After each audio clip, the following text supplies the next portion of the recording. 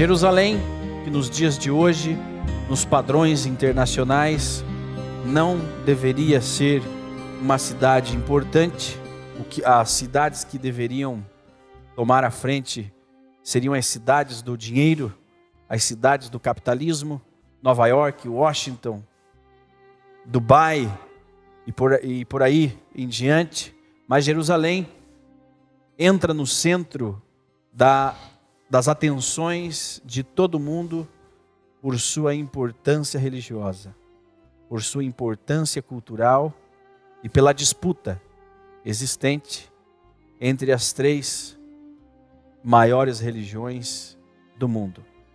Para falar hoje comigo, aqui no programa Israel Vive, Shemuel Zakkai. Seja bem-vindo, Shemuel Zakkai, presidente da Associação Anuncim Brasil, um historiador que trará, uma grande colaboração sobre a Santa Cidade. Olá, Shimon. Olá, Hanô, e você que está nos acompanhando. Traremos aqui a ligação de Jerusalém com as três principais religiões do mundo e a ligação íntima que ela traz com os judeus, com o judaísmo, que é a base das outras duas religiões, das outras duas principais religiões do mundo. Como foi dito pelo Shimon, a cidade que foi construída e derrubada e disputada por diversas vezes, mais do que qualquer outra capital econômica do mundo.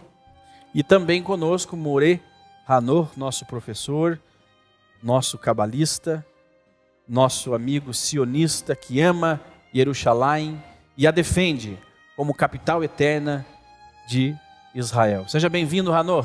Muito obrigado, shalom aos irmãos que nos assistem e aos irmãos aqui presentes, ao Shimon e ao Zakkai. E eu gostaria também de trazer na mesa do comentário, antes de entrar na introdução, a importância da desinformação, das coisas que estão sendo faladas por outros, como chama? Pela mídia. Pela mídia, mas dos outros lados, ou seja, cristianos e muçulmanos, como fala? Sim. Os cristãos, os muçulmanos, o islamismo. Árabes.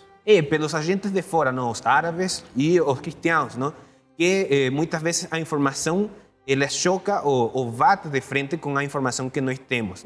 Então tem muita desinformação e precisamos falar das coisas a um nível histórico, às vezes desligando um pouco da religiosidade, porque precisamos também demonstrar que o que nós estamos falando tem uma certeza a nível político e a nível histórico. Não é somente um sentir espiritual ou algo religioso, sino que também nós temos provas arqueológicas e políticas e históricas do que nós estamos falando. Então, Jerusalém, ela está no centro do mundo, pelo menos nas atenções de toda a mídia, tudo que acontece em Jerusalém vira notícia, e nós vemos também uma tendência a demonizar a presença israelense na Cidade Santa. Mas vamos conhecer, Shemuel, então, Jerusalém desde o seu nascimento, desde o início da história dessa cidade maravilhosa. Bom, de contrapartida ao negacionismo da Unesco, da resolução votada em 2016, de que Jerusalém não é um patrimônio histórico e cultural judaico, vale lembrar que Jerusalém ela existe da conquista feita pelo rei judeu Davi, que conquistou Jerusalém das fortalezas dos povos chamados Jebus, ou os Jebuseus. Contextualizando esse momento, os judeus que ainda transitavam pelo deserto, foi prometido de que eles teriam uma fixação de um templo, seria um Beit HaMikdash, em um território fixo. Mas que esta cidade ela ainda seria revelada por uma inspiração dos profetas. Até então eles tinham um templo móvel chamado Mishkan, que acompanhavam E a partir do momento que eles conquistaram Eretz Canaã, esse templo móvel ficou fixado em Shiló, até que Davi tornou-se rei, que substituiu a Saul, e depois de décadas de que os israelitas tentaram conquistar a terra dos jebuseus, Davi, numa tática de guerra, conseguiu conquistar.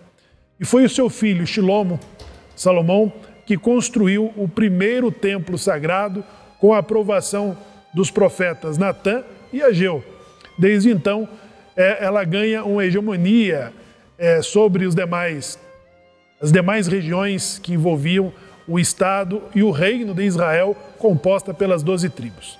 Quando conquistada pelos babilônicos, ela fica 70 anos ausente da ocupação judaica e é ocupada pelos samaritanos e pelas tribos que ocupavam das conquistas dos reis assírios. Shemuel, então o começo da história dessa cidade, que hoje é conhecida por todas as nações, ele foi um início espiritual, né? Um desejo espiritual de conquista, porque havia sido feita uma promessa.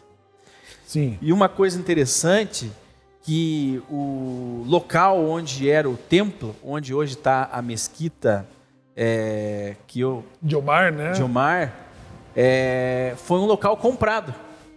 Um lugar adquirido. Legitimamente. Exatamente. Com um documento de posse. Né? Sim, sim. O profeta, depois que saiu do exílio, ele foi atrás desse documento. Por 2 vezes. Exatamente. Jerusalém é uma cidade, né? E Davi conquistou, que era uma fortaleza. Tanto é que os romanos levaram 5 anos, né? Era importante estrategicamente para... Militarmente para o reino de Davi, né? Para o reino de Israel, ter Jerusalém, porque era uma cidade estratégica, principalmente, além de militarmente, era uma região de mercadores, né? Um polo, né? De polo. Trânsito, uma encruzilhada. Exato. Do desenvolvimento econômico. Porque quando os povos atravessavam o Oriente Médio, né? Inclusive na rota, os povos que iam para a Rota da Seda passavam por ali. Passavam pela Turquia, saíam da Europa, pela Turquia, aí Líbano, né? Chegando ali na região da Terra Santa. Exatamente. Você vê o canal de Suez, né? O transtorno que causou recentemente de uma embarcação que travou todo o mercado que transita por ali ainda. Exatamente. Né? Até nos dias de hoje. No mundo pós-moderno. Então, o Shimon lembrou, e bem lembrado, trouxe uma lembrança de que, além da conquista de Davi, do reino de Jebus, ele, por ocasião de um castigo, né, religioso, assim dizer, ele conseguiu ter a visão de um anjo que pairava sobre a cidade e ele compreendeu que aquele era o lugar sagrado para a construção do templo. Exato. E o profeta que fazia a composição do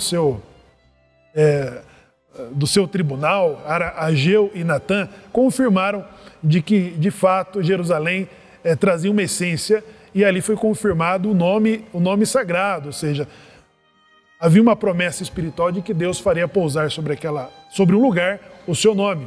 E retrocedendo, Ranor, nós temos um antigo sacerdote, Melquisedeque, que ele já era rei de Salém, né?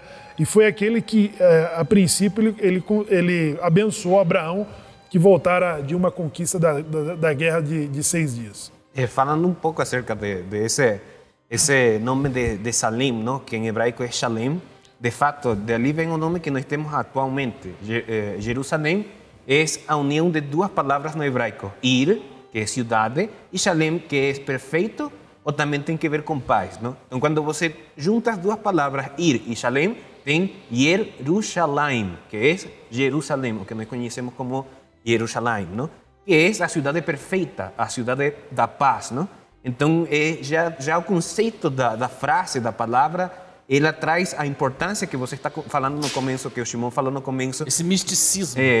Já traz toda essa parte espiritual, já está dentro do significado da palavra Jerusalém, não? Jerusalém. Então, é um conceito que está ali imerso dentro da mesma frase e que os sábios já tinham interpretado todas essas coisas e tinha essa importância. Não? Também cabe destacar a importância do lugar por outras coisas, não? Porque se sabe que o sacrifício de Yitzhak foi no Monte Moria, que está ubicado nessa mesma região de Jerusalém, não? Então, já desde o começo, desde o Sefer Bereshit, ou seja, o livro de Gênesis, já nós estamos escutando acerca de Jerusalém e de acontecimentos que estão acontecendo nessa região, não? Que dão essa importância, essa relevância ao nível espiritual e religioso a nosso povo, não? Eu queria falar uma coisa para o público, não? E para vocês também, porque nós falamos acerca do que está escrito na Torá, mas se nós formos a um juízo, não? A um juízo, nós formos de forma legal atualmente, na atualidade, formos a um juízo e formos falar, nós poderíamos dar argumentos que possam ser levados a sério, não? Por que falo isso? Hoje estava escutando um comentário, estava vendo um vídeo, estava assistindo um vídeo de um jovem que vai em Israel e em Palestina e faz perguntas para o pessoal, não? Que acham de Jerusalém, que qual é o melhor projeto, se é melhor a divisão. E muitos dos palestinos, eles falavam que, ele perguntou para eles, sabia que embaixo da mesquita, da pedra, da rocha que está em Israel, em Jerusalém, embaixo disso estava o templo de Davi, e todos eles falavam que não era certo, que não tinha provas arqueológicas de nada, não? Mas eu me estava lembrando, antes de vir para cá a fazer o programa, e em Roma, estamos falando de os cristianos, não? Agora estamos falando dos cristianos. Sim. Em Roma, no Coliseu, tem um retrato, tem uma obra artística da conquista do segundo templo, que é o que estamos falando atualmente. Exato. Então, como você nega uma coisa e fala que é mentira, tendo provas do inimigo, não? Porque nós estamos falando do seu conquistador, né? Do conquistador que poderíamos falar que também é outro, que não é nosso aliado, vamos a falar. E das moedas, né? Que eles também... Sim. Então, tem a demonstração de que eles tiraram todas as coisas que eram de ouro, a menorá, tudo o que era o mikveh, ou seja, o altar, sim, as colheres, as conchas, tudo isso, eles levaram lá e tem um retrato de isso, não? Então, como você fala para as outras pessoas que isso não existiu, que isso não aconteceu, não? De fato. Eu acho que poderia traçar aqui, a partir desse momento, uma escalada histórica que vai fixar, né, essa nossa... A realidade agora, essa nossa realidade, esse nosso debate. Então, partindo da conquista dos babilônicos, que manteve os judeus ausentes por 70 anos, o rei Ciro permitiu que os judeus reconstruíssem, no final de 70 anos, a cidade de Jerusalém. E eles reconstroem sob a liderança de Zorobabel, que era um descendente de Davi, e também por Esdras e Neemias, que era o governante da Judéia. Ou seja, a terra foi devolvida ao povo. Na verdade, o povo foi devolvido à sua terra, né? Tiveram a permissão, né, de retornar e reconstruir o seu templo. E o território era reconhecido como território dos hebreus. Como território dos hebreus. Sempre foi reconhecido. Após a conquista de Davi, aquele território se tornou dos hebreus. Agora, uma coisa mostra a hipocrisia do meio acadêmico e da mídia, enfim. Todas as nações que se formaram foram formadas através da conquista. Inclusive os Estados Unidos, né? O Brasil, né? Foi conquistando os territórios dos índios e dos povos que lá estavam, né? Toda a civilização foi formada dessa maneira. Mas apenas Israel e Jerusalém, não, essa forma de conquista, ela não é legítima. Né, Shimon? Não reconhece. Não reconhecem que aquela terra é de Israel historicamente, né? Mas reconhecem a Alemanha, reconhecem a Inglaterra, reconhecem Portugal e Espanha, mas Israel não. Regiões conquistadas, né, Exatamente. que o Brasil conquistou do Paraguai. Inclusive, nós temos, nós estamos vivendo hoje 2 regiões da Europa. Uma é a Rússia, que conquistou a Crimeia. Cara, conquistou a Crimeia agora. 2014, Acabou de fazer isso, 2014. E 2 países que estavam brigando, agora eu não estou lembrando se Azerbaijão, 2 países. Azerbaijão e Armênia, também brigando por conta do território. A Rússia não tira o pé da Crimeia. Taiwan. O Taiwan é um território da China, né? Que foi conquistado pelos povos que lá vivem e agora desejam a independência. Todos têm uma legitimidade, mas Israel não tem legitimidade de estar lá no seu lugar. Então, a partir do momento que Davi conquistou aquele território, porque nós temos no mapa, é uma pena que nós não temos o mapa aqui agora, para mostrar o território que o Eterno prometeu ao povo de Israel, que era 4, 5 vezes maior do que o território definido pela resolução da ONU. Pela resolução da ONU. Então, Davi conquistou, aí veio o Império Sírio, conquistou o território. Devolveu o território, Shimon. Então, nós paramos nesse ponto da história, de devolver. Se devolveu, é porque era legitimamente e curioso de que Ciro, ele teve um sonho de que ele deveria construir uma casa para Deus. Ele não era judeu, obviamente, ele era de uma outra cultura religiosa, mas ele sonhou de que tinha que construir. E ele dá essa missão exatamente aos judeus.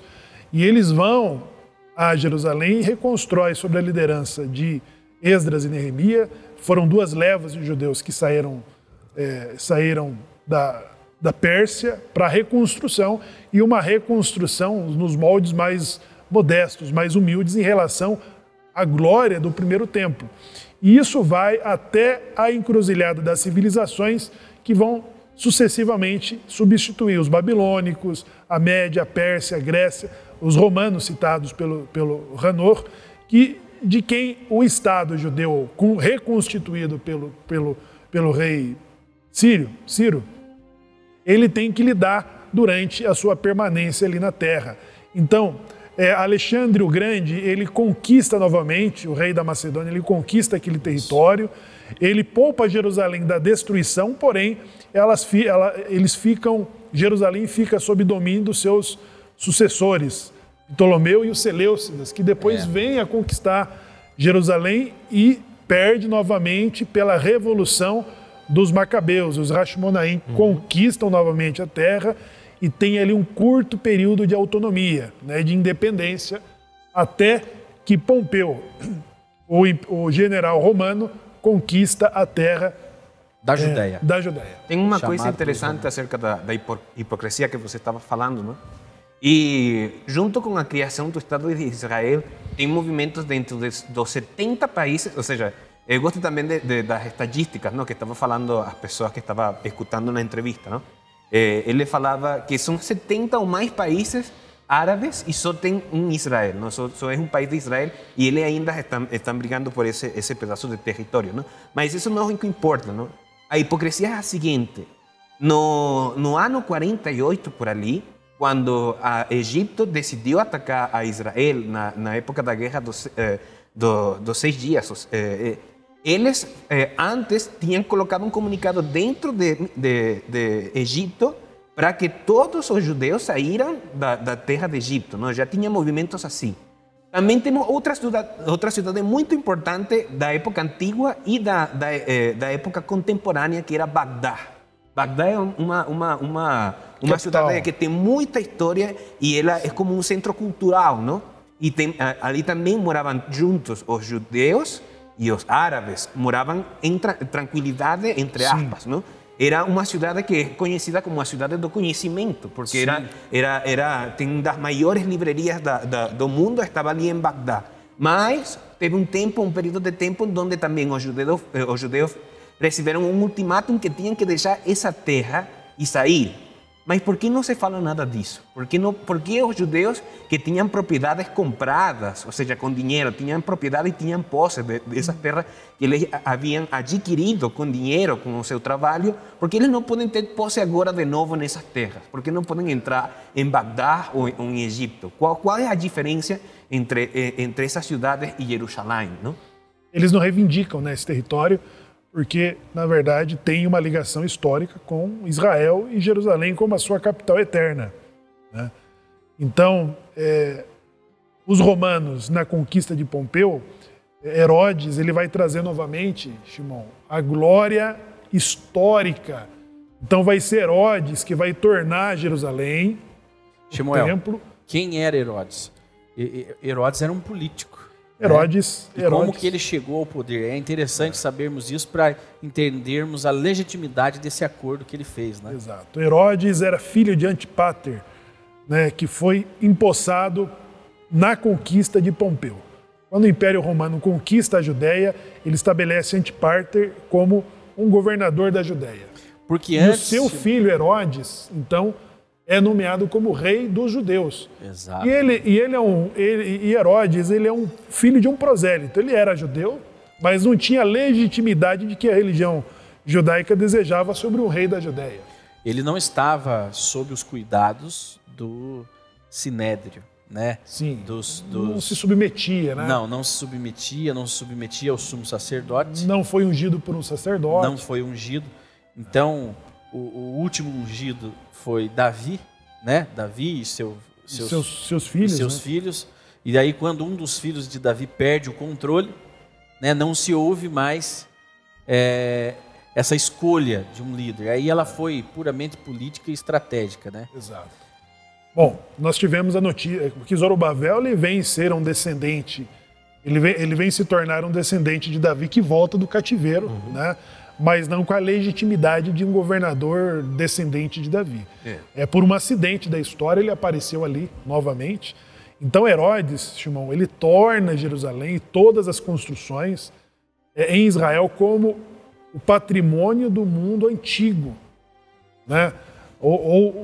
Ele torna Jerusalém como um patrimônio do mundo antigo conhecido, ou seja, como que por exemplo, uma instituição como a Unesco, ela vai definir de que Jerusalém ela não tem uma ligação, é negar de que ela tenha ligação com a existência judaica. A Unesco, primeiro que a Unesco é um bebê perto de Jerusalém, da existência de Jerusalém e do povo hebreu. E ela leva em conta só esse período terrível, né, da diáspora.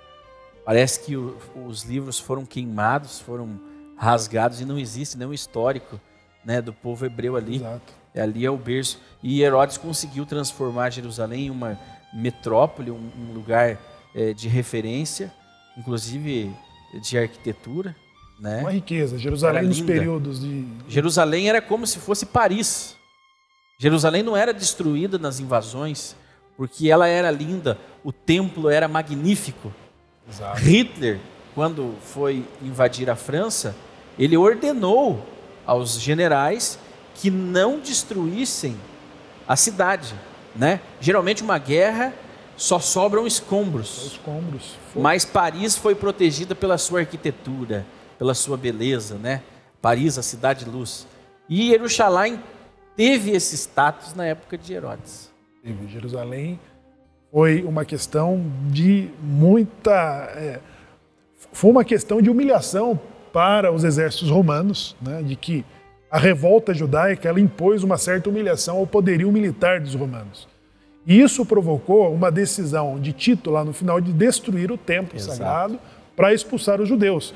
E uma forma revoltante de dar o nome àquele lugar de Palestina. Uma forma vingativa a esses judeus revoltosos. De humilhar os judeus, porque toda a revolta, ela continuaria existindo enquanto houvesse o templo, enquanto estivesse instituído o serviço sagrado, né? Exato. Então, aquilo ali, só que levou um tempo para os romanos entenderem essa ligação tão forte que os hebreus tinham com o templo sagrado, né? Com a cidade santa. E as revoltas eram tantas eram muitos grupos que se levantavam, né, para lutar contra o domínio romano, e isso acabou incomodando Roma. Era um império gigantesco, né? Poderio mas militar.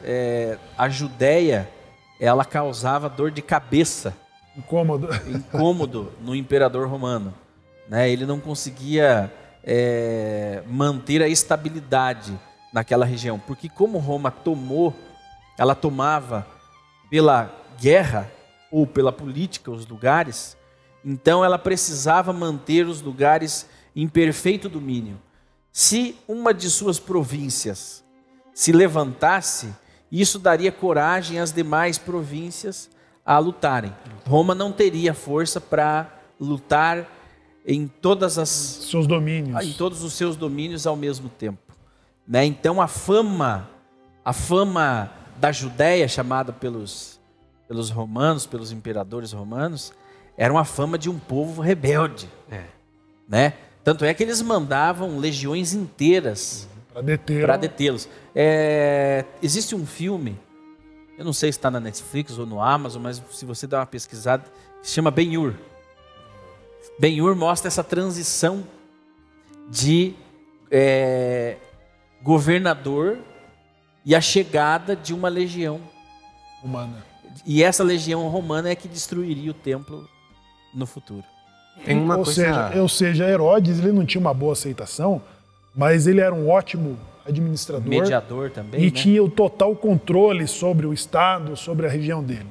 E foi só depois de Herodes que isso foi fracionado para os filhos de Herodes, né? De que esse Herodes não é o mesmo Herodes do livro cristão, né, é o mesmo Herodes do livro cristão. Herodes o Grande, ele é mencionado nos livros do Novo Testamento, e depois os seus filhos também chamavam Herodes Agripa, outros nomes, mas eles não tiveram o mesmo domínio de Herodes o Grande sobre o domínio da cidade. Porque Herodes conseguia conciliar os interesses judaicos, né, os interesses dos hebreus, com os interesses romanos, com o interesse do sumo sacerdócio, que era o serviço levita. O sumo sacerdócio, o serviço sagrado, os levitas, era como se fosse um parlamento dentro de Israel, né? Sim. E eles tomavam decisões, algumas prerrogativas Roma deixou na mão desse governo de Herodes. Então tinha Herodes, tinha o governador romano, e aí que vinha o imperador romano. Então existiam essas três instâncias. Enquanto Herodes dominava e tinha total controle sobre a Judéia, ainda não existia a figura do procurador romano.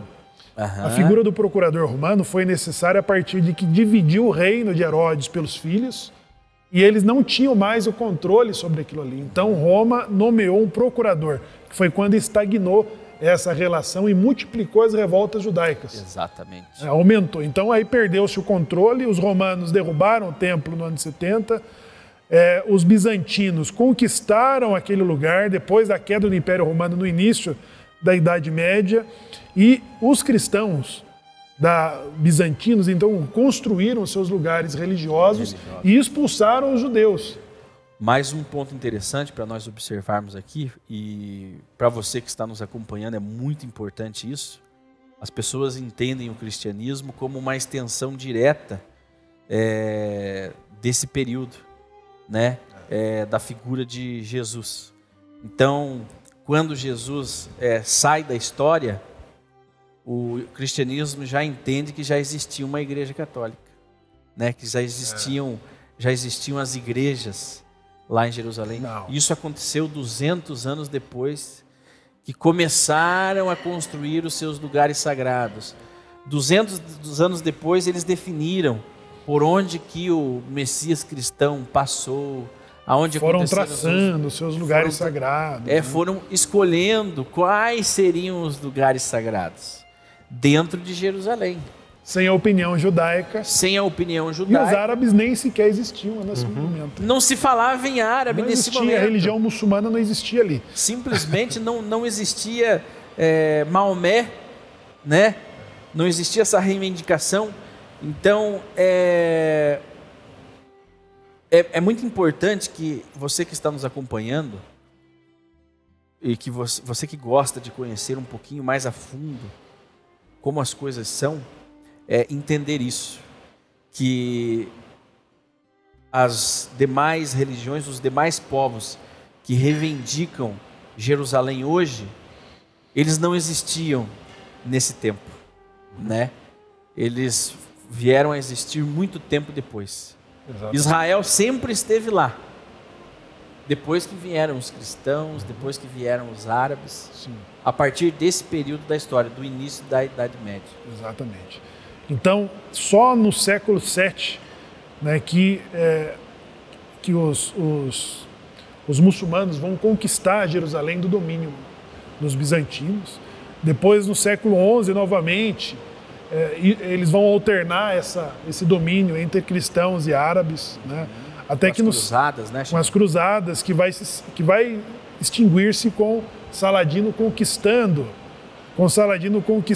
Jerusalém novamente dos cristãos. E uma coisa interessante é que o domínio muçulmano, eles traziam os judeus, mesmo que com uma sociedade de segunda classe, mas eles compartilhavam do convívio com os judeus. Até porque os judeus, embora expulsos, em situação difícil, ainda eram influentes comercialmente.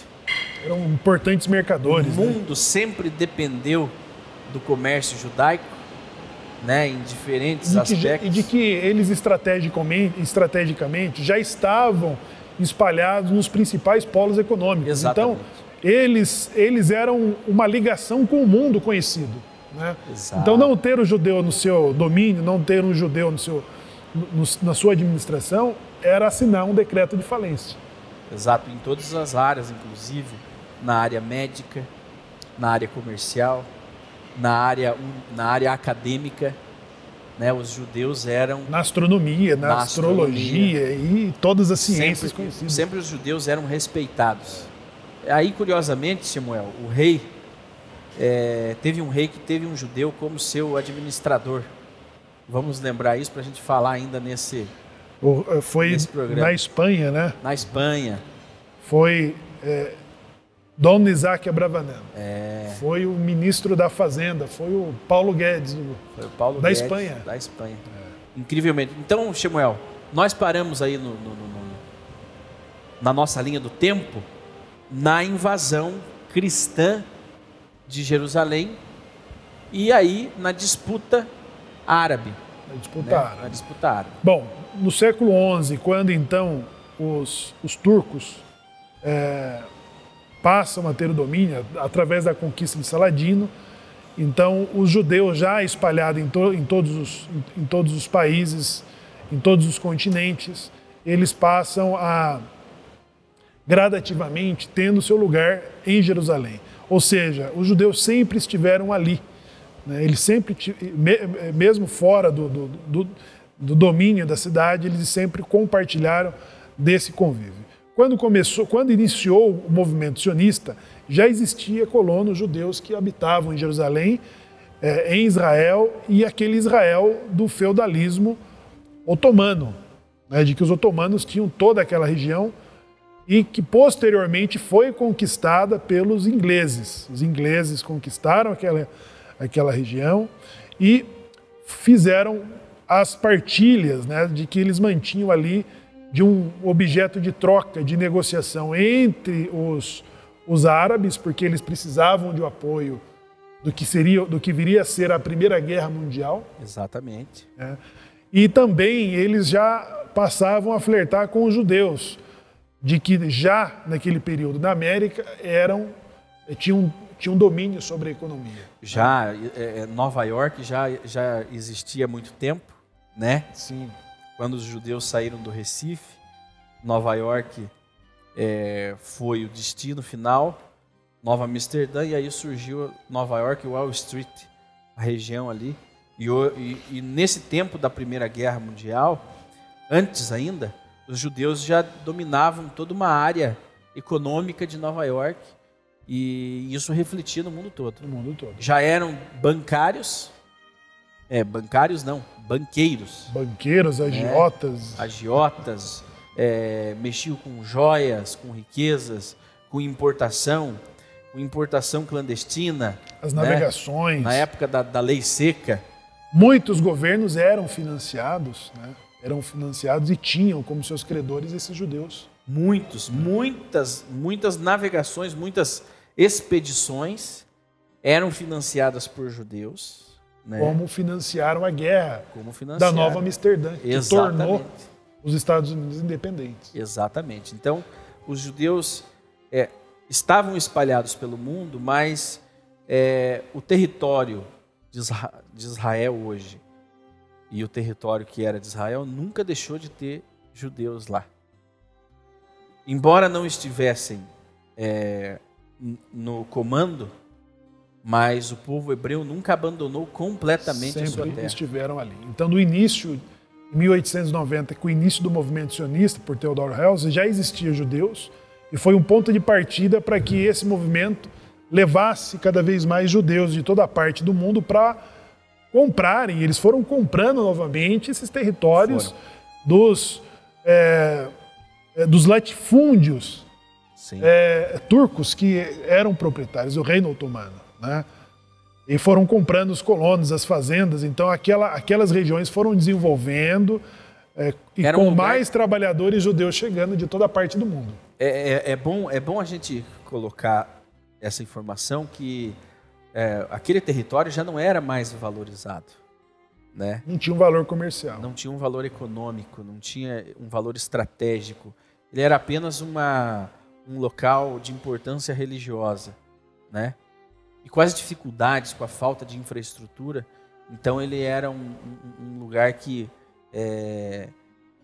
foi esquecido pelo Império Otomano. Ele era importante para a Inglaterra, né? Tanto que a Inglaterra dominou. Mas por quê? Porque a Inglaterra tinha uma visão de futuro. Precisava do canal de Suez funcionando e Israel tem uma importância estratégica, uma posição estratégica ali na região. Ainda hoje. Que proporciona esse domínio, né? Ainda hoje, inclusive.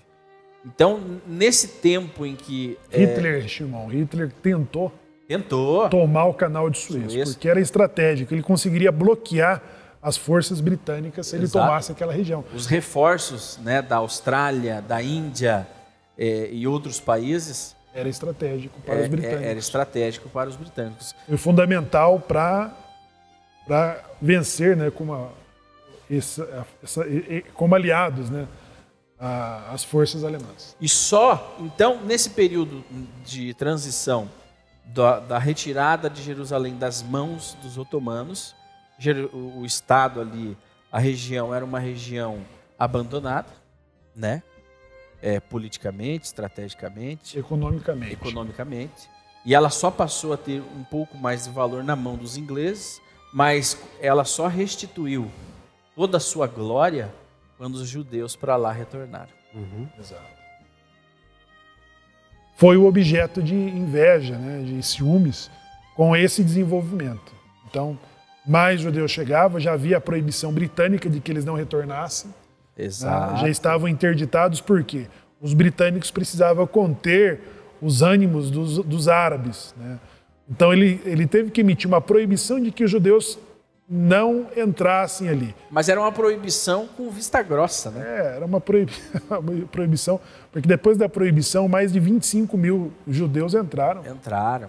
Entraram ali. Existia um serviço já, como nós uma força-tarefa, falamos, né, no programa anterior, com o Yosef, penso, da semana passada, existia uma força-tarefa do Mossad. O Mossad já existia antes do Estado de Israel. Antes do Estado de Israel. Né? Ben-Gurion havia sido expulso pelas suas publicações, ele era um importante jornalista. Depois ele voltou clandestinamente e criou esse movimento para trazerem os judeus, que naquele momento, já em plena Segunda Guerra, os judeus não tinham entrado em nenhum país, inclusive o Brasil. Foram recusados por cerca de 17 países, se eu não me engano, né? Inclusive o Brasil. E aí o papel de Oswaldo Aranha, que nós já também comentamos, fez com que eles fossem então colocados lá na terra. E aí Jerusalém volta a tomar o centro das atenções novamente. Exatamente. Né? Virou o centro e motivo de guerra. A princípio, Jerusalém, que comportava ali o templo sagrado, era muito importante para os judeus. Né? Era importante para os judeus, e durante o domínio árabe, eles não tinham, os cristãos não tinham acesso mais aos seus lugares sagrados. Exatamente. Antes definidos por eles. Exatamente. Né? Então foi só com a partilha da resolução da ONU de 1948 de que Jerusalém ela se tornou um lugar sagrado para as 3 religiões. Porque antes não havia esse acesso. Não havia esse acesso. Então, os cristãos reivindicavam ali a presença nos seus lugares religiosos. Uma cidade cristã que é muito relevante, de domínio cristão, é Belém, né? Onde tem lá grandes lugares de referência do cristianismo, mas os árabes que não eram nada bonzinhos, né, já exercendo um radicalismo na prática religiosa, proibiam os cristãos de então fazerem lá todas suas peregrinações religiosas. Exatamente. Agora, quando caiu em mão israelense, essa liberdade foi restaurada. Exato. Né? Israel compartilha do seu território, compartilha dos lugares sagrados, respeita e preserva os lugares sagrados das demais religiões. Um ponto interessante, porque eu me lembro que também em 2014, 2015, quando começou de novo aquele movimento da intifada, sabe? Os árabes, os muçulmanos, não? E os extremistas, na região de Shechem, eles queimaram o túmulo da tumba de Yosef, o nosso pai Joseph, não? Então é para que você veja a importância de que tem um pelo outro, não? Porque também me estava lembrando que na época, durante o domínio do Império Otomano e após também com o domínio do Império Britânico, era muito perigoso para os judeus ir lá a rezar no Muro dos Lamentos, no Muro das Lamentações, tanto assim que tem registros, não, de que tinha francotiradores de extremistas árabes que estavam pendentes ali para ver quem ia rezar no muro, e eles atiravam, não? Então também essa é a dupla moral que temos na atualidade, não? Porque este movimento que está acontecendo atualmente, ou seja, este problema que está atualmente com Hamas e Israel, supostamente uma das razões por que começou foi porque o exército de Israel colocou uma porta que tem esse registro para que quando você entre, se você tem algum identificador de metal, você não consiga passar, não? Então eles falaram não, que isso é uma restrição e que nós não conseguimos servir assim e tal. Então por isso foi que começou o problema que está na atualidade, não? Mas imagine, você tentar ir rezar e que tenha um francotirador que esteja tentando te atirar, não? Então é a diferença de realmente ou seja, quem se importa mais pelo seu semelhante, não? Porque afinal todos nos tornamos semelhantes, tanto assim que nós reconhecemos o mundo árabe como nossos primos, não? Eles são descendentes de Ismael. Sim. Eles também nos reconhecem assim, mas eles nos odeiam. E estava escutando uma pessoa que também estava sendo entrevistada, que essa é a diferença. Realmente nós não odiamos os árabes, os muçulmanos, o mundo islâmico. Realmente nós respeitamos isso. Só que nós também pedimos para que se respeite a nossa independência, não? a nossa soberania como um território soberano. Não? E não é respeitado isso, inclusive, pelas nações. A posse de Jerusalém está no domínio israelense, Bezrat Hashem, hoje, a cidade santa. E uma das condições, veja que ousadia, uma das condições da ONU, né, dos países, é que Israel entregue Jerusalém para os palestinos. E nós estamos justamente aqui com o movimento Israel Vive, defendemos a existência de Israel e defendemos Jerusalém como capital eterna e indivisível do povo de Israel. Né? Jerusalém pertence ao povo de Israel. A partir do momento que fizerem essa concessão, né, que é imposta pelas Nações Unidas, pela ONU. Quem são? Mas quem são esses maus que querem o mal de Israel? A ONU.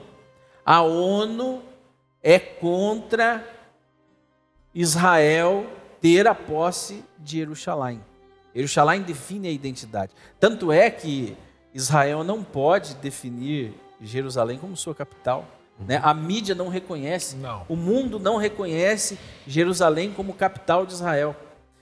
Dizem que Tel Aviv é a capital, mas Israel tem como capital e definiu como sua capital Jerusalém. Então é como se os argentinos decidissem que Brasília não é mais a capital legítima do Brasil, mas sim ali Foz do Iguaçu. Foz do Iguaçu é a nova capital do Brasil. A cidade de Brasília agora vai pertencer ao Paraguai. Né? Vocês vão dar a cidade de Brasília aos paraguaios. Agora, veja, analisando isso, para um brasileiro leigo, que não tem uma ligação, analisar isso é um absurdo.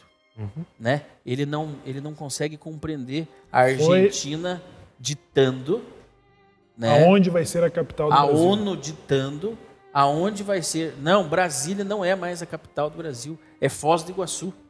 Brasília será entregue aos paraguaios. Então, se você analisar dessa forma, é um absurdo. Mas se você colocar Israel no contexto, não é. Não, aí não vale.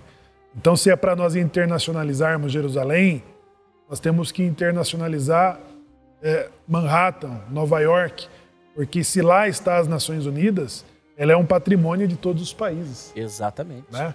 Exatamente. Então, se querem internacionalizar Jerusalém, de que ela não seja a capital de Israel, tem que abrir mão dos seus patrimônios, de Paris e de outros patrimônios mais. Né? Aí até o Brasil vai pensar em discutir sobre internacionalizar o Amazonas. Exato. Né? Agora, por que a França, que tem interesse em Jerusalém ou no Amazonas, ela não abre mão de Paris como patrimônio da humanidade? Exatamente. Por que ela não jamais... Você já imaginou um francês aceitando a Unesco, definindo a Paris como uma cidade com ligação aos ingleses e não com os franceses? Né? Exatamente. Os alemães que a conquistaram. Os alemães que a conquistaram. O Trump falou pro Macron, falou assim, se não fosse os exércitos americanos, vocês ainda estavam... Vocês estavam falando alemão. Estavam falando alemão. Estariam falando alemão. Seriam chucrutes. Exatamente. Então, agora, quando se trata de Israel, então... Há uma covardia, né, de não reconhecer, Jerusalém como a capital de Israel. Ela foi anexada mediante o que o Shimon disse a princípio. Israel foi atacado dentro dos limites definidos da Resolução de 48. Foi atacado na Guerra de Independência, foi atacado em todos os... foi atacado em 67. Né? Então foi quando os judeus reanexaram outros territórios dos quais serviu de humilhação para o mundo árabe daquele momento, né? E também da ONU, né? De que não reconhecia o território anexado na defesa de Israel do ataque árabe. E hoje, politicamente e estrategicamente, Israel jamais abrirá mão de Jerusalém. Nós tivemos um primeiro-ministro, Ariel Sharon, vocês lembram? Ariel Sharon. Que acabou morrendo de formas que suspeitas. Ontem desconhecidas. Ontem desconhecidas, hoje de formas suspeitas. Ariel Sharon era um simpatizante, não um simpatizante direto, né, daquele movimento, mas estava disposto, de repente, a flexibilizar essa divisão territorial. A faixa de Gaza, né? A faixa de Gaza que hoje é o objeto de um palanque de ataque do Hamas contra civis judeus, foi o território que Ariel Sharon abriu mão como, assim dizer, como medida pela paz. E os palestinos entenderam como ponto fraco dos judeus, né? E se fortaleceram contra Israel, de que hoje enfrenta o linha dura Benjamin Netanyahu. Exatamente. Se Israel tem uma linha dura, Israel é genocida, Israel é mau, Israel precisa ser contido. Mas quando Israel cede, ele é visto como fraco. E isso nós vemos na prática, né? Muito bem colocado. Usam o território que foi cedido para atacar Israel quase que diariamente. De lá partem os piores ataques ao Estado de Israel e ao povo judeu que lá vive. Os civis judeus. Né? Financiados pela Europa e pelo totalitarismo iraniano. Então, acredito que para todos nós, quando rezamos voltados para Jerusalém, não para Meca, né? Os judeus, sim, dão importância. Jerusalém só está em terceiro lugar. Só está em terceiro lugar em importância para os muçulmanos. Para os muçulmanos, exatamente. Mas para os judeus ela é primeiro lugar. Ela é única. É única. É o que o Hanot disse. Os judeus que ontem viveram em Bagdá, eles não estão reivindicando as suas propriedades que lá eles tiveram ontem. Eles estão reivindicando o seu direito sobre Israel e Jerusalém. E o Hanot disse outra coisa, que em 2014, quando Israel colocou um detector de metal para a violência crescente daquele momento, houve ali um protesto, a antifada. Sendo que em Meca também tem os mesmos detectores de metais. De que eles precisam passar pelo detector de metais para rezarem. Um estrangeiro não entra. Não entra. Nem se pensa, nem se cogita existir um templo religioso que não seja muçulmano naquele lugar. Agora Jerusalém é de todos. Tem uma coisa interessante com o caso da relevância atual, não? E é do mesmo que estava escutando o cara falar, e ele falava assim, como você falou do Herodes, ele fala que os judeus realmente foram que tornaram, na atualidade, os judeus foram que tornaram Jerusalém de novo importante, não? Porque como estávamos falando, no Império Otomano não tinha relevância. Quando estava em posse do Império Britânico também não tinha relevância, não, para o mundo, para aquele mundo daquela Era um época. fundo de quintal. Não tinha nenhum valor. Mas quando os judeus tomaram de novo Jerusalém, se tornou uma coisa sagrada, importante, de relevância, porque quando você coloca sua atenção em algo, você está dando relevância para isso, não? Então, tanto os árabes quanto os cristianos, eles também colocaram a sua importância, a sua relevância em esse ponto geográfico, não? Então tem uma coisa interessante, não? Porque o cara falava e dava um argumento. Nos textos, porque nós estamos falando que um dos pontos importantes para entender o conflito atual é a parte religiosa, não? Então, os árabes, os muçulmanos, eles falam que Jerusalém é importante para eles porque ali está a Meca, não? Que foi onde Mohammed, ele recebeu um conhecimento dos céus por parte dos seus deuses, não? Sim, por parte dos seus deuses, ele teve uma iluminação, não? Então, por isso que esse é o terceiro lugar mais importante para eles, não? E também porque os judeus querem Jerusalém. Mas o cara falava o seguinte: quantas vezes no Corão está escrito a palavra Jerusalém? Nenhuma, né? Nenhuma. Tem uma ou duas vezes. Nenhuma. Mas é uma coisa assim muito mínima. Nenhuma. E se você for contar na Torá, no Tanakh, ou se quiser nada mais assim no Tanakh, não? Não falar dos escritos dos sábios, não somente do que está escrito. A Bíblia conhecida, a Bíblia judaica. Algo canônico, não? Se você for contar vezes que aparece a palavra Jerusalém nesses livros, você vai ficar surpreendido por a quantia de vezes que é escrito o nome. Mais de 800 vezes. Então, imagine já a relevância desse lugar geográfico de um para o outro, não? Que não está colocando nem sequer nos seus livros sagrados. Então, que tão sagrado é realmente Jerusalém para o povo muçulmano, que nem sequer o colocou no seu livro. No seu livro sagrado. No seu livro sagrado. Não? Jogam futebol na esplanada do templo, fazem piqueniques e rezam de costa para sua mesquita, voltados para Meca. Então, para confirmar o que o Rano está dizendo aqui, da importância religiosa de que Jerusalém tem para a religião muçulmana. A importância é ser um espinho no pé do judeu, no pé de Israel, né? Veja, hoje no mundo, a importância que Jerusalém tem é justamente a importância que os árabes dão a ela, né?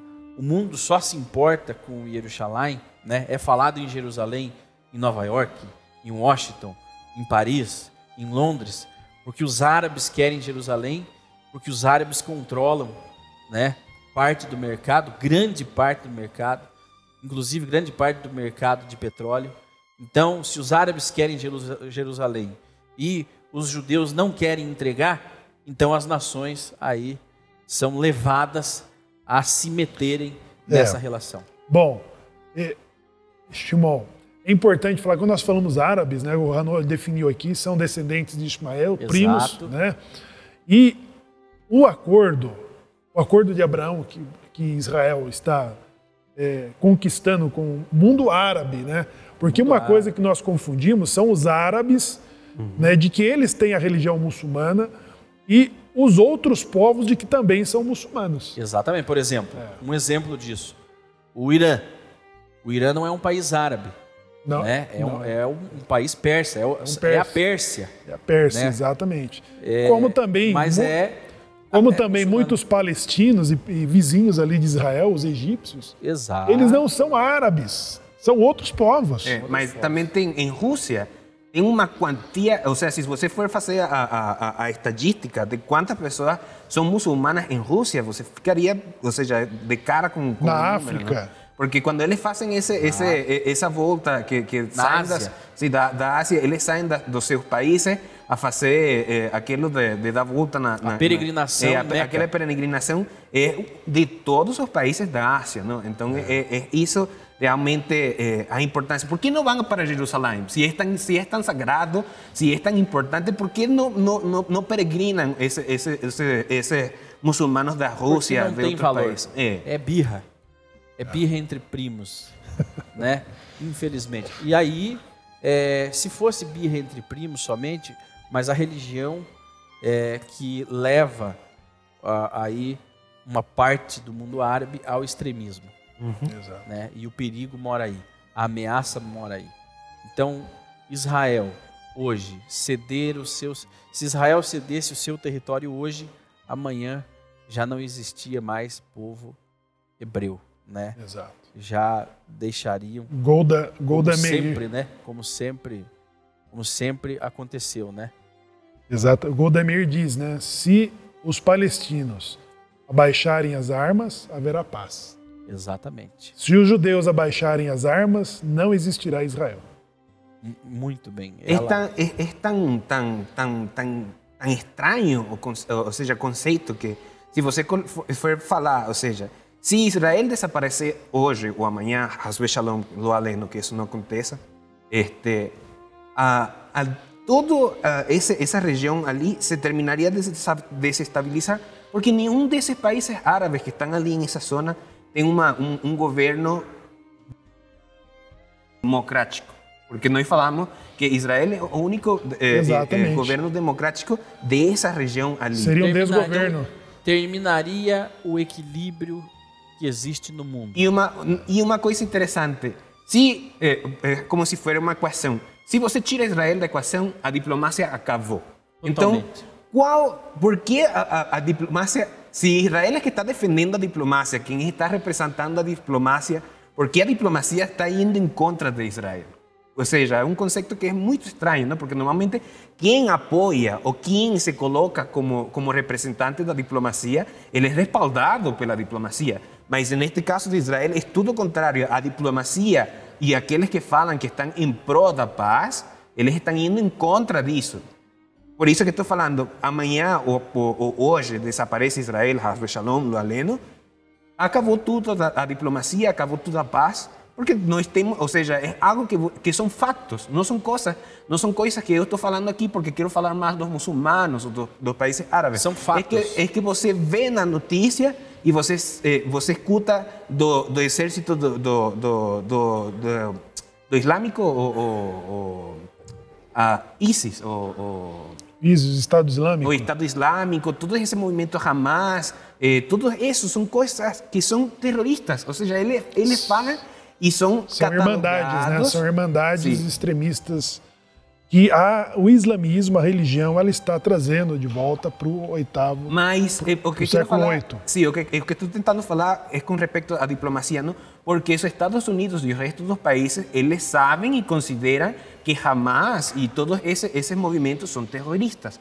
Então, como você apoia um movimento terrorista? Ou seja, é o que eu estou tentando entender. É isso que eu não consigo terminar de compreender como as Nações Unidas, que supostamente o objetivo principal dessa organização é manter a paz, como essa organização apoia um grupo terrorista que literalmente está tentando trazer mais guerra, mais conflito. É a hipocrisia do mundo, Aí falam, não existe essas conspirações, né? A hipocrisia da ONU, a hipocrisia dessas organizações, né? Não existe conspiração. Existe sim uma conspiração contra Israel, coisas que não fazem sentido, né? Então, os Estados Unidos, por exemplo, que são hoje os maiores apoiadores de Israel, financiam todo o movimento palestino, que esses recursos entram lá para construírem infraestrutura, né? Escola, hospitais e tudo mais, só que são investidos em túneis e bombas e foguetes que atacam Israel, que se defende com recursos que foram doados pelos americanos. E por aí vai, e é um ciclo sem fim, e essa hipocrisia dominante não permite que isso acabe, né? Então, o que nós precisamos ver e precisamos conscientizar, você que está nos acompanhando, né, está conhecendo esse assunto pela primeira vez, e você que está conosco, que vai conscientizar mais pessoas, é que quem são os mocinhos e quem são os vilões da história. Muitas pessoas veem a ONU como uma instituição heróica, né, uma instituição que defende os direitos dos fracos e oprimidos, mas a ONU, ela aí eu ouvi o nosso grande amigo Ronaldo Gonlewski publicando, a ONU pertence a quem pagar mais. A quem tem dinheiro. Ela tem dono. A ONU não é um lugar de justiça, né? Um lugar onde são tratadas as coisas boas que vão acontecer no mundo. A ONU é de quem paga mais. Atualmente, quem está pagando mais a ONU? A China.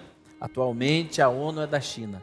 A ONU foi dos Estados Unidos, foi da Rússia, foi de outras nações, da Inglaterra, né, das principais potências. E hoje a ONU, ela é chinesa.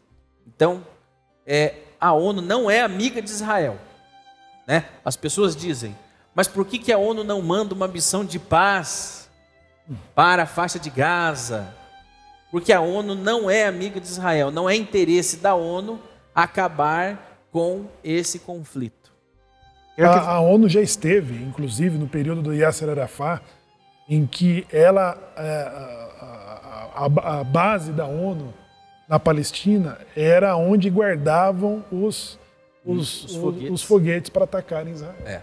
Então, a ONU não é boazinha. A ONU em relação a Israel e a interesses, a ONU é má, ela é malvada. E nós temos que entender isso e conscientizar as pessoas disso. Quando a ONU fala de aquecimento global, quando a ONU fala da Amazônia, ela não quer o bem do Brasil e do brasileiro. Ela está apenas dizendo aquilo que o seu mestre está mandando. Então, e quem é o mestre? É aquele que estiver pagando mais. Tem uma coisa que eu gostaria de falar que, ou seja, tem que ver com o tema, mas não é literalmente o tema, mas tem que ver com o que estamos falando da ONU. E é igual que estamos falando da hipocrisia, não? Por quê?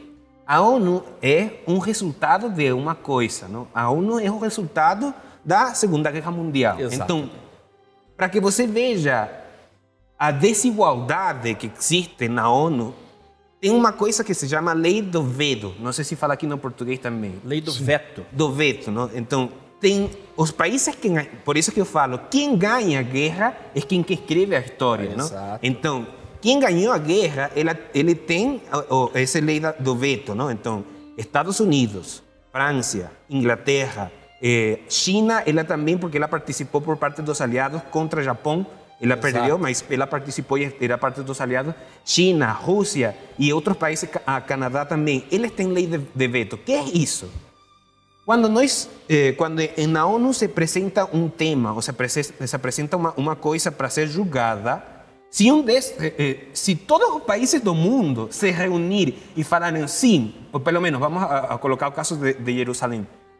Sim, a capital de Israel é Jerusalém. Mas se a China, que tem lei de veto, ela fala não, só a China, o resto dos países falaram que sim. Se a China fala que não, o caso não vai. Então, tem que fazer de novo uma votação, mas mientras a China, ou esses países que estou falando, Estados Unidos, França, Inglaterra, Canadá, esses países que ganharam a guerra, só um deles falar que não, não vai. Exato. Poder então, essa é a desigualdade e a hipocrisia que está detrás da ONU, não? A última vez que aconteceu isso, Ranor, de forma prática, foi a invasão do Iraque, né, de Saddam Hussein, por George W. Bush, em 2003. Né?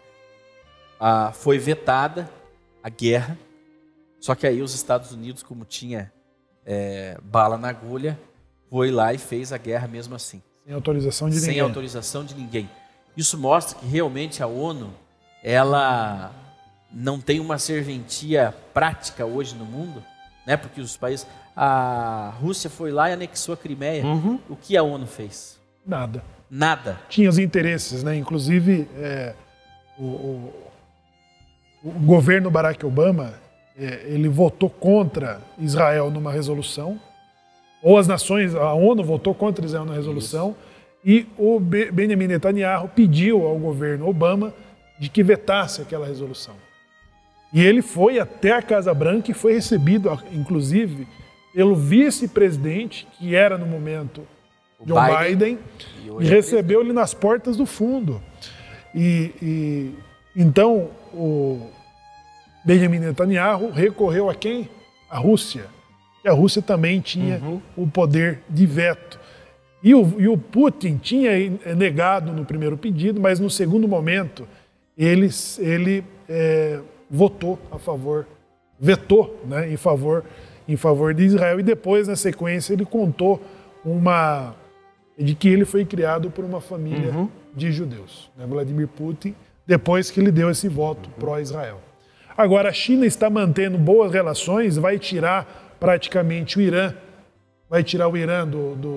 das sanções ocidentais, porque desde 2016 tem um acordo econômico que está sendo assinado agora e que vai levar mais de 25 bilhões, né, para o Irã, e ele vai fortalecer o seu programa nuclear contra Israel. Com o crescimento, aí nós já entramos na política, com o crescimento chinês e a valorização da sua moeda, as sanções americanas, elas estão perdendo os seus valores, né?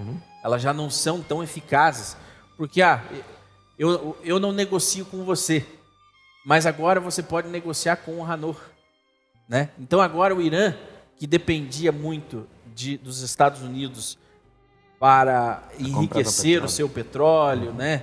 Vender o seu petróleo, para refinar o seu petróleo, que é o caso da Venezuela também, hoje o Irã pode negociar com a China, porque a China consegue suprir as suas necessidades.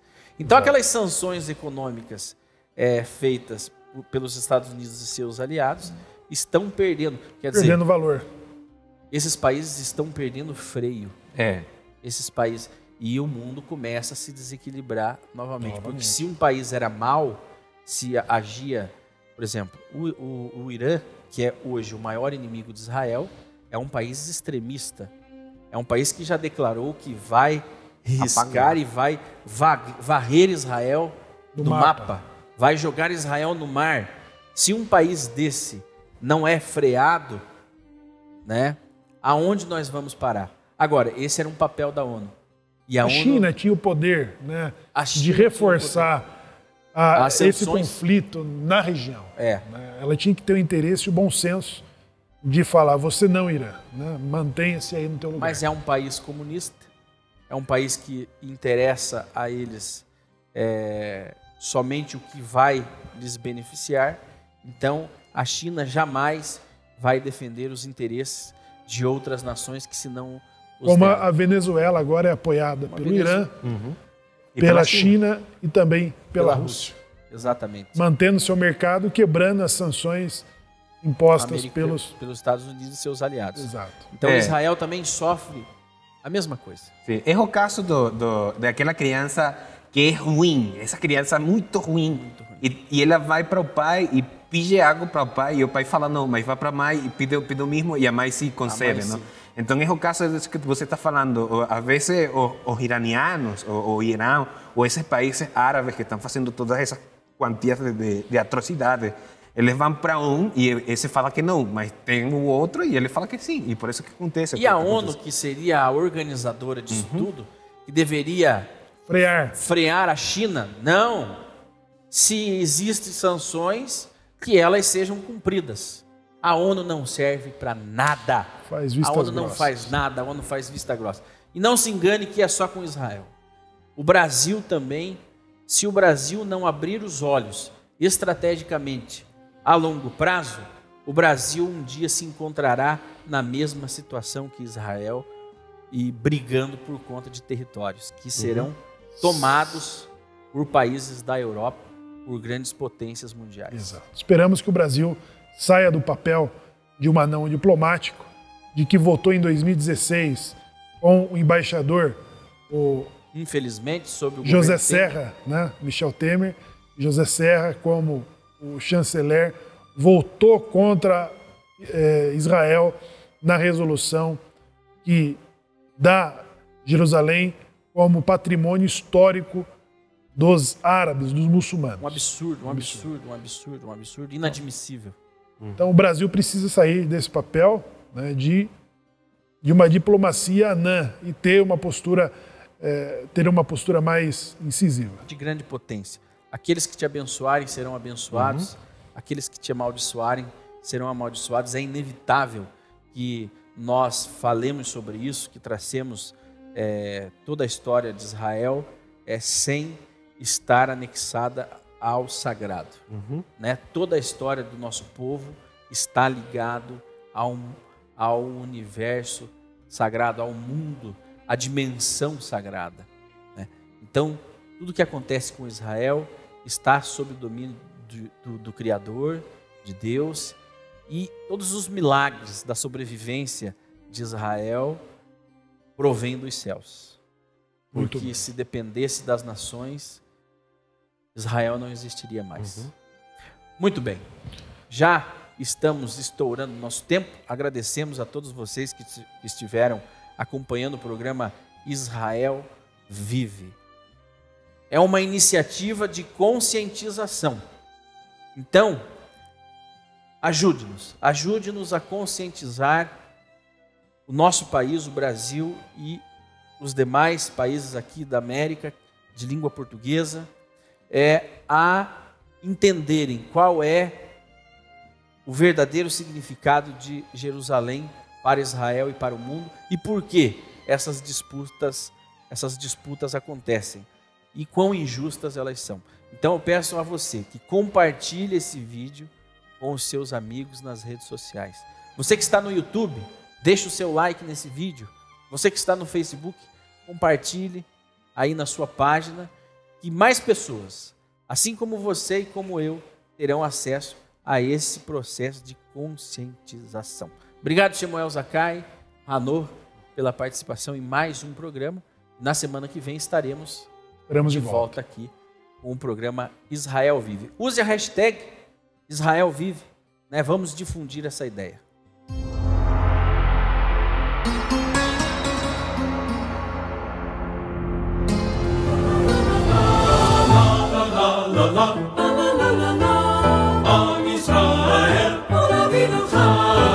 Israel, Israel, Israel, Israel, Israel, Israel.